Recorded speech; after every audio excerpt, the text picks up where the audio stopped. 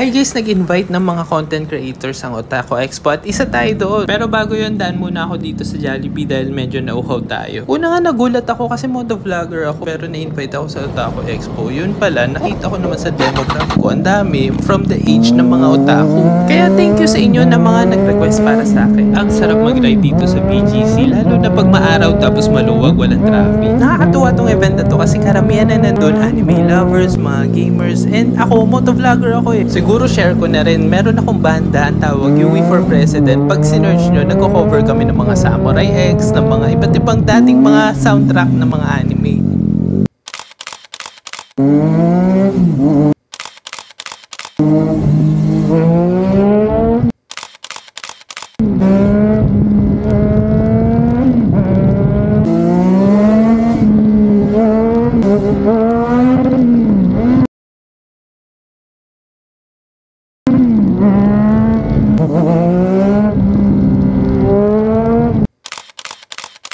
Share ko rin pala sa inyo guys na isa akong ambassador para sa Insta360 na camera. Insta360 na camera, yun yung gamit ng mga motovloggers, especially yung mga hindi nagsasalita tulad ni Blink Rider, ni Mojo Bike, mga ganun. Now, bakit ko sa inyo share yun? Dahil meron akong good news. As a way to give back sa inyo bilang aking mga subscribers, humingi ako kay Insta360 ng mga affiliate links. Sa mga affiliate links na to, pag bumili kayo ng any Insta360 product, makakatipid kayo sa mga discounts, tapos meron pang mga free accessories. Iwan ko na lang guys yung mga affiliate links ko dito sa description ng video na to or sa aking Instagram. Doon, pag clinic nyo yun, parang mag-online purchase lang kayo. Direct na sa Insta360 company.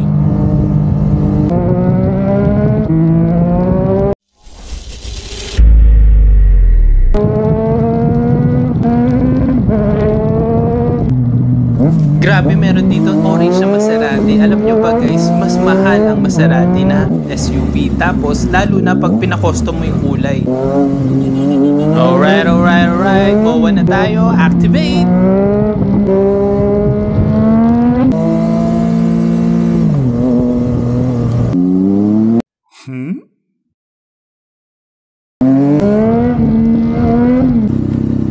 Okay, dito na tayo papuntang basement parking ng SMX Convention Center. Dito gaganapin yung Otaku Expo. In-invite rin tayo dito sa booth ng Bostik. Isa tong universal glue, parang yung Mighty Band. Pero ang iba daw dito, kahit maiwan mo na, basta takpan mo lang, hindi tumitigas yung glue. Very useful daw sa paggawa ng costume ng mga nagko-cosplay. At bilang rider, siguro magagamit ko rin. At dahil Japanese typically sa mga cosplay and models, pero ang pinaka gusto kong natutunan dito is yung paglaro sa light. Light kasi yung pinaka nagpapaganda talaga ng photo. Ma-apply rin yun sa video. Tinuro yung paggamit ng fill light, ng main light. Ito naman guys yung mga nakita kong nag-cosplay. Ito ang lupit robot to, si Voltes 5. Okay, larga na, pero before ako umuwi, daan muna akong BGC para mag-coffee.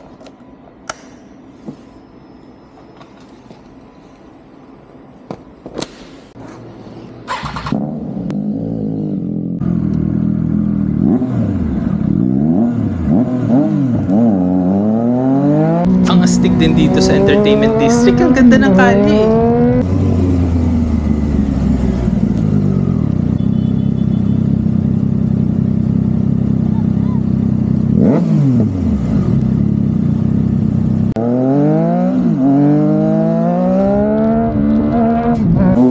Traffic na naman dito sa Skyway, pero syempre meron tayo dyan panlaban, Lane Filter Gaming.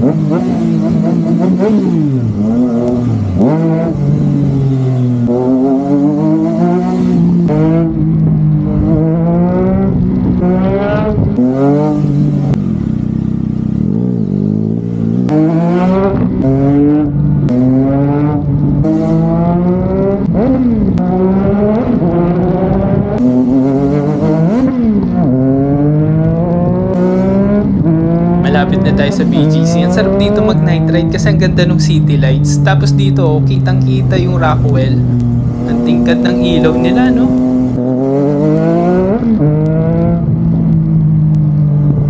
Habang nakapila ako dito sa drive-thru ng BGC Starbucks, may mga nakakilala pala sa akin kaya namigay na rin ako ng stickers. Buti na lang may mga natira pa rin ako ng stickers kasi nakakaya naman kung lalapit kayo tapos wala akong may bigay. Hindi naman kasi ako artista.